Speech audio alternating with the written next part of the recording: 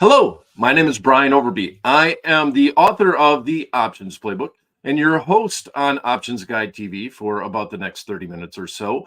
Today's date is Monday, February 5th. We are still in the heart of earnings season.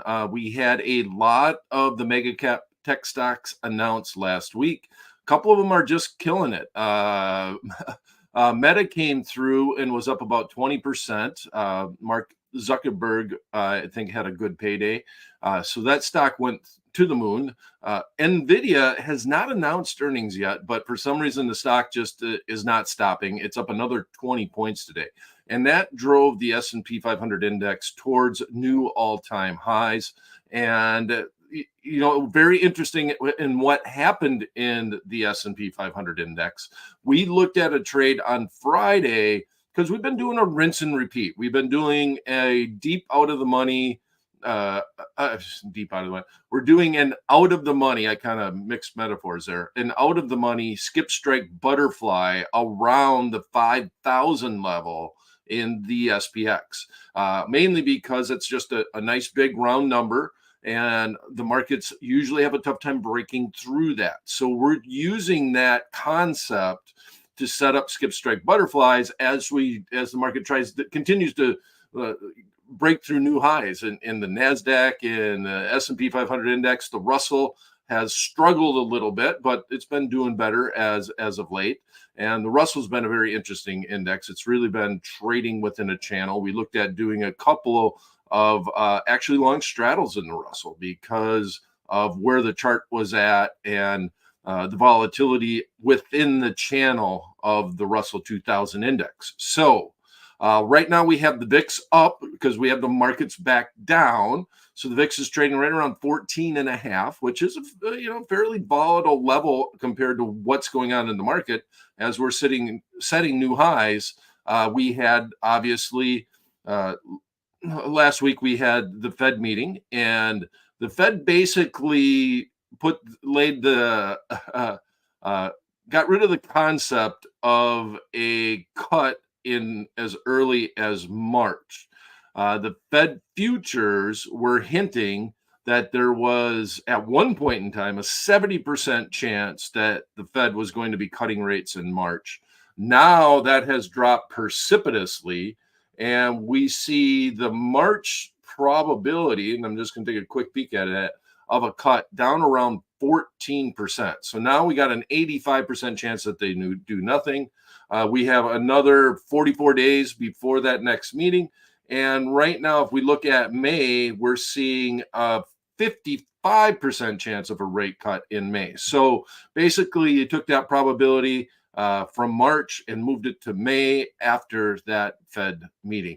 But obviously, still going to be looking at the data. As Chairman Powell has said over and over again, we're going to look at the data and react to it. But without a doubt, made it pretty clear that the Fed is would prefer to wait and keep rates higher for longer than make a mistake in their mind and cut too early. And there's still we're still in a little bit of the good news is bad news, and we have had real strong jobs. Wage growth is still really strong, and the market's been extremely resilient, but that has led the Fed to kind of lean towards no rate cut in March. Okay, so this week, a couple of the big stocks that we are looking at, let me pull up the earnings whisper.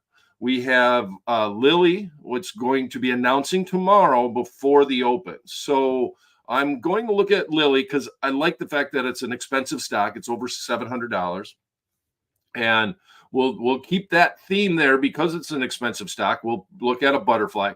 Our Amazon trade worked out really well with a butterfly. We didn't do the skip strike. We just didn't see the benefit of it. So we actually did a standard butterfly in Amazon, and the market came up and did expect exactly what it was supposed to do. And it actually landed after the earnings. It didn't finish right there, but it landed within the strikes after earnings, which was a great situation because they announced on a Thursday, and we were using those Friday option contracts. Now, Lily's announcing on a Tuesday, which isn't ideal, but here on Options Guide TV, these are meant to be paper trades, and I would rather have them be a little closer to the end of the week.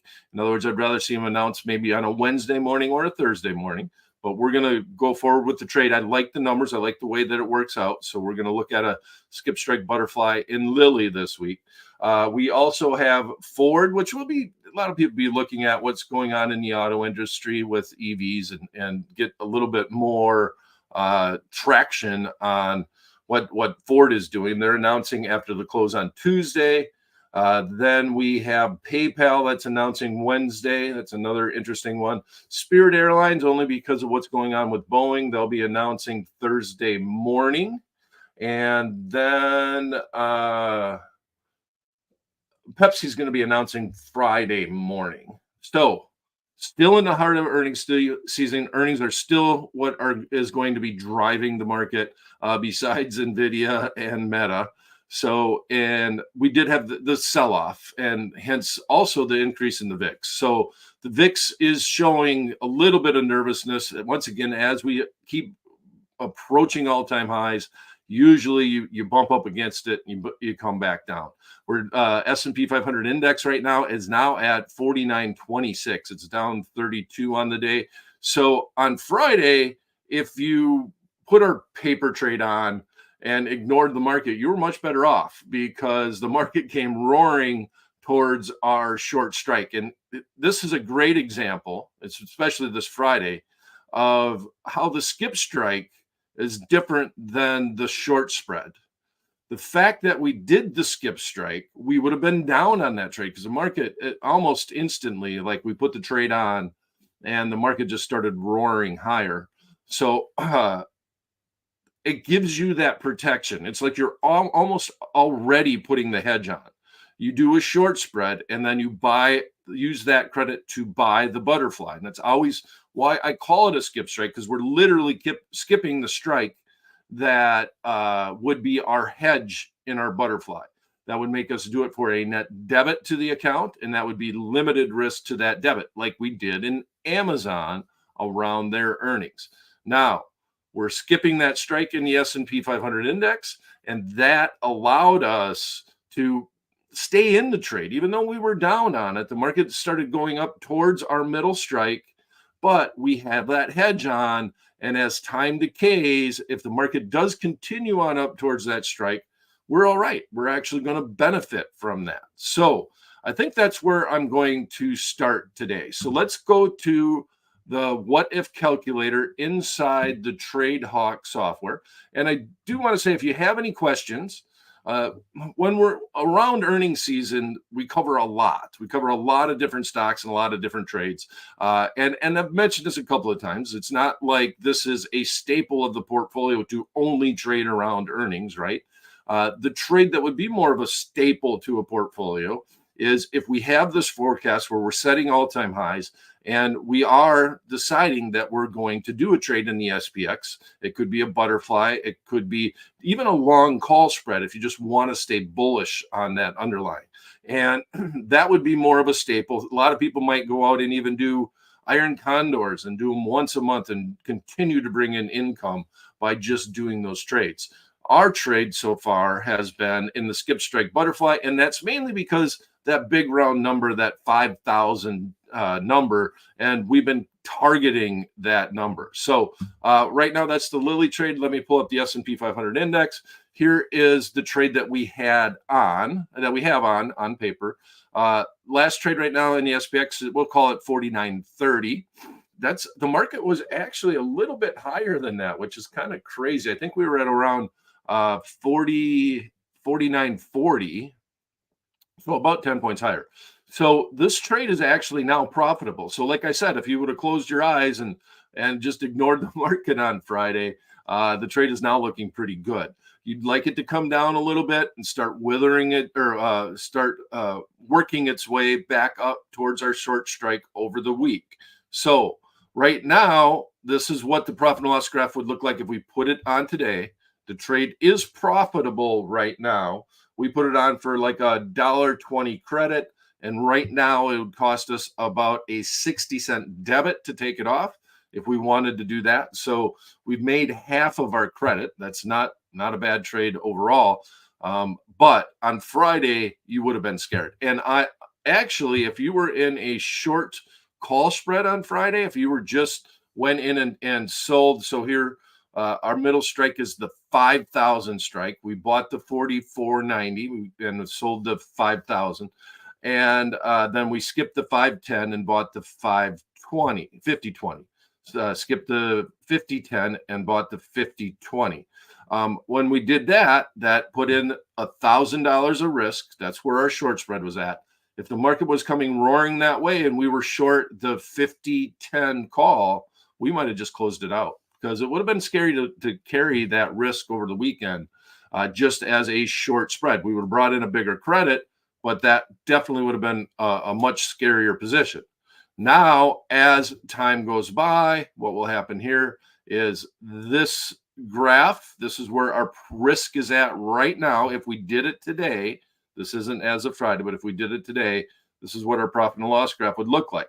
So if we shot up towards that level, we would be down. And as time decay happened throughout the week, eventually this is going to morph into our profit and loss graph at expiration. So every day that goes by is important, and this is an ideal scenario that it's just down a little bit. Now we want to start working our way back up towards that level, which it's already started that because of the move on Friday, which does help. It makes it a little bit easier every time the market runs up and bumps up against an all-time high or breaks through an all-time high and comes back. It makes it just easier to just basically setting the steps to be able to break out. All right, so this is where we're at. Trade, if I look at that, let's send that to the trade, send to the trade ticket, and here we are. So right now, the midpoint is, let me click on that. The midpoint is a 55-cent net credit. Okay, so these trades are a little bit confusing because you're doing a butterfly that you normally pay a debit for, and you're getting it done for a net credit. So when we did it on Friday, we set this all up. We had a net credit of $1.20, and I'm pointing to that for some reason. I wrote it on my piece of paper. So a net credit of $1.20 in our paper trade. Now, if you did the trade, it would be a net credit of 55 cents. So if you flip that, if you were to close this trade, which means we would sell to open, buy, well, it'd be sell to close, but I have to click open because the position isn't in there. It's on paper, and sell. So it'd be sell, buy, sell. In that instance, we'd be paying a net debit of 55 cents. And if you did the math, you would be up 65 cents on that trade, but you would have to pay a debit to get that trade off. Okay. So nothing to do, nothing to see here, right? On Friday, it was a little scary, but now the market is behaving, and now we needed to start tracking in the right direction. We'd like to see the market go up 20 or 30 points by Wednesday. That would be ideal. And then as we get closer and closer, it would be great if it stopped right within our range between the 49.90 and the 5,000, like we had happen in our Amazon butterfly. It actually came up and was trading within those strikes, but we want it to happen closer to the expiration date. Very interesting trade. I love skip strike butterflies. They're just, you learn so much watching them and so much about pricing in general by looking at butterflies. Butterflies are used by market makers. Just butterflies can never be trading for free.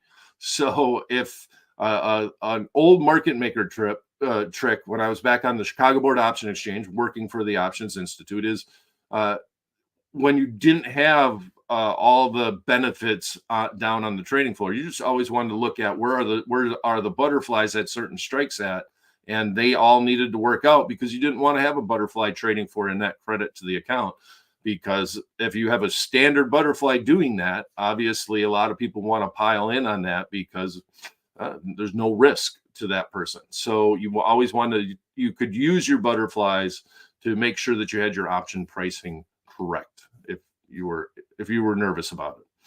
All right. So if you have any questions and you are in the YouTube platform, please put them in the chat box. I'm happy to answer them. We're dealing with live markets, and sometimes we have issues with quotes and that, but we're dealing with live markets, and it always makes it fun to if everybody participates in the trades that we're looking at.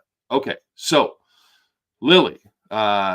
It's a stock that we actually own, and we haven't been back to that portfolio. But inside the TradeHawk software, a huge benefit is that you can paper trade, and it looks at the paper trading software is exactly like almost all the features that the real site, the real trading site has are inside that paper trading site. So Lilly is one of the stocks that we bought as a deep in the money call option.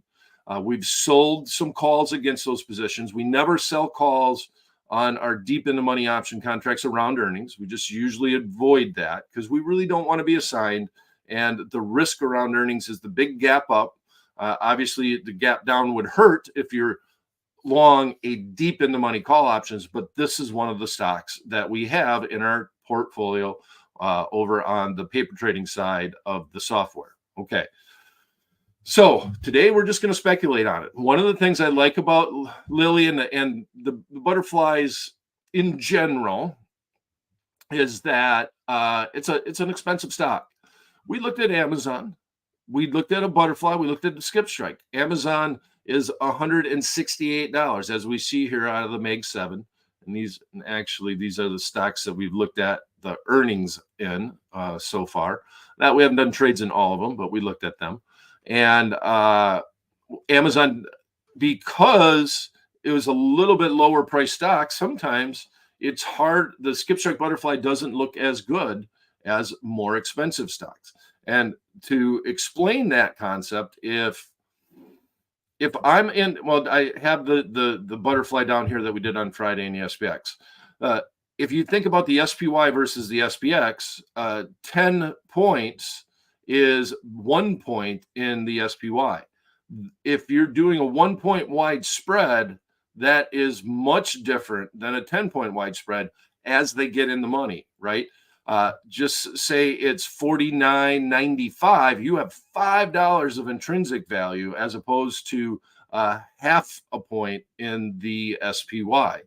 So the dynamics of the trade and the time premium and everything involved with the option contracts is much different. Now you would be doing 10 of them as opposed to be doing one, but when options get deeper in the money, I would much rather be in an SPX trade because of that pricing dynamic and what happens to in the money options that are deeper in the money as opposed to a half a point like the SPY. Okay. So because of that, with all that said, Lilly, we're going to look at a skip strike butterfly. We're going to look at it, and it's around a nice round number. So I'm going to go back to the what if calculator, and I have the Lilly trade already loaded up. Scroll this down here, and we'll check these boxes so we could send it back to the trade ticket. But here's where the underlying stock is at. Oh, let me jump back. I'm getting a little bit ahead of myself. Okay, so Lilly right now is at 703.55. So the 705 is the most at the money option contract. So we're going to have earnings tomorrow. We're trading at a 74% implied volatility. The normal historical volatility is around a 32% level. If you look at the TradeHawk call option grid, you see that a 1 standard deviation move is going to be right around the 765 level. The software does highlight where a 1 standard deviation move is at. So it's right around that level. Actually, if we look at the deltas, it's somewhere between 765 and 770 because it would be around the 16% probability, which means delta would be right around 16. Okay, so go back to the what if calculator, knowing that. This is what I was going to say. So let's take this out of here, and we'll just look at what the expected move is. All right, so we buy the call and we buy the put. The expected move on the Lilly is basically, now, one thing to always remember, we're looking at the February 9th expiration. So this is the expected move going out to until that expiration date. A lot of the people on CNBC and that will say that they'll look at the options prices and say it's pricing in this type of movement after earnings. It's not really true in that, and it is not an exact science by any means, but it does give you some hint on what the marketplace thinks the underlying can do after earnings, no regard to direction. But with that said, it's the expected move until the options expiration date. In this situation, they announce on a Tuesday. This is a Friday, so there you have it. Okay, so looking at 44.70, and we divide that by 704. We're looking at a 6% move in Lilly after their earnings announcement. I'm a little bit worried about Lilly. We've had a strong move. We're already up 5% today, so it makes me a little bit less hesitant to put this trade on, only because we're getting strong going into earnings. And this is when I would set up the trade. I would do it at the end of the day because they're going to be announcing tomorrow. Now, a lot of times on Options Guy TV, we are on Monday, Wednesday, and Friday at 11 a.m. So we look at companies on Wednesday that are going to announce at the close on Thursday. That's not the case here. So this is where I would set up this trade, because if they were going to be on the close on Thursday, you would usually set up the trade closer to the close if you're purely trading on earnings. Today, we're doing it on Lilly. They're going to announce before the market opens. So maybe we would do it a little bit closer to the close, but I would definitely consider looking at that trade right now. So 6% move, 44 points. Let's call it 45. That would be 750. So the expected move is right around that 750 level. Our risk is if it has a huge gap opening and does double the expected move on the open, it doesn't allow us to trade out of this position. That is our biggest risk. So we're going to go further out of the money and hope that it gets within that range. But if the market goes down, we're doing it for a net credit. So once again, it's the concept of looking at it as we're selling a short spread and we're hedging it with a butterfly. It's what a skip strike butterfly is all about. All right, so go back to the what if calculator. Here's where we're at, 704. We're going to go once again right around this round number. 800 is where our risk kicks in. Well, we're a little bit lower than that, right around 790. So from 800 to 810 is going to be our risk. We're skipping that 800 strike. So it's going to make it a little tough for that underlying stock to break through that big, nice big round number, especially on a gap opening and just blow right through it. It makes it, it's just a nice big round number. It doesn't necessarily mean that the stock is going to do anything, but it just seems like markets have a tendency to pause around those numbers. So this is going to be our trade. Let me send it to our trade ticket. So our official paper trade for Monday, February 5th on Options Guide TV is we are going to do a skip strike butterfly for a net credit of 71 cents. It was a little bit higher, so the market must have came off a little bit. It was a little bit higher than that, but not bad. We'll still keep it there. We're going to go beyond the one standard deviation move. We're going to be buying the 770, selling 2 of the 780, skipping the 7. That's where that, okay, that makes sense. 790, 810. All right, we got to go a little bit further out here.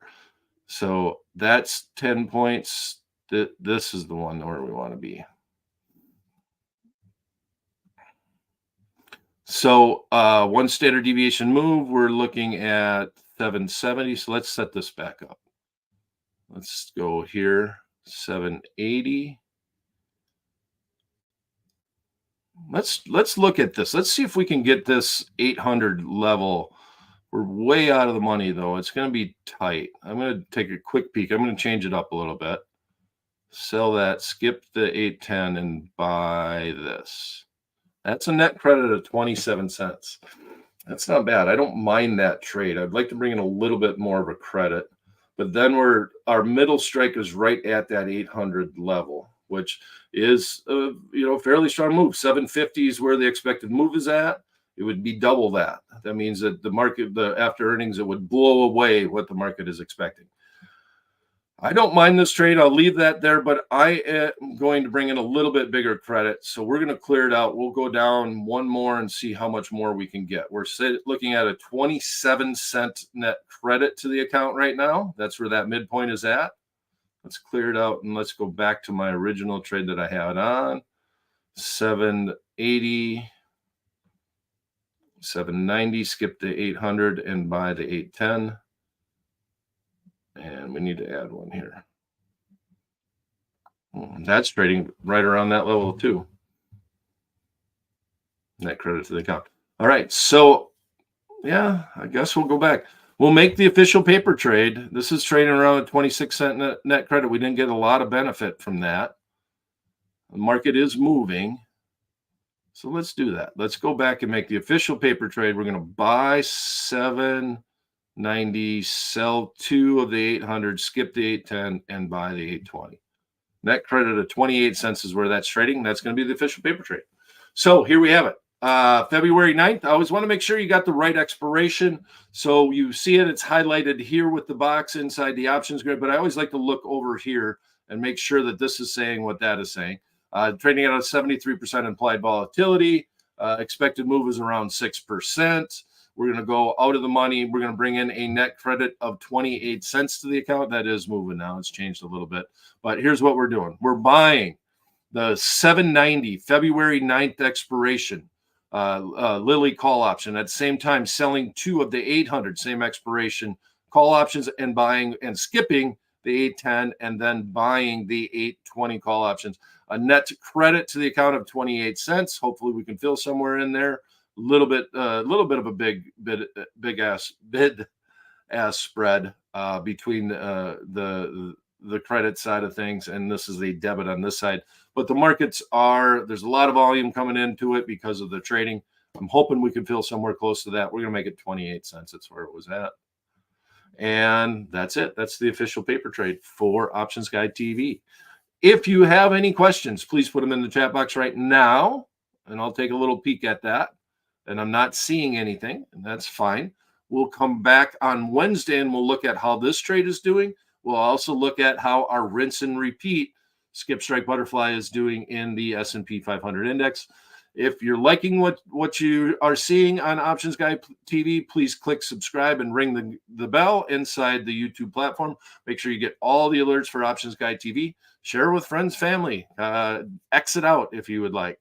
And we'll see you this Wednesday for the next edition of Options Guide TV. Thanks for coming, everyone.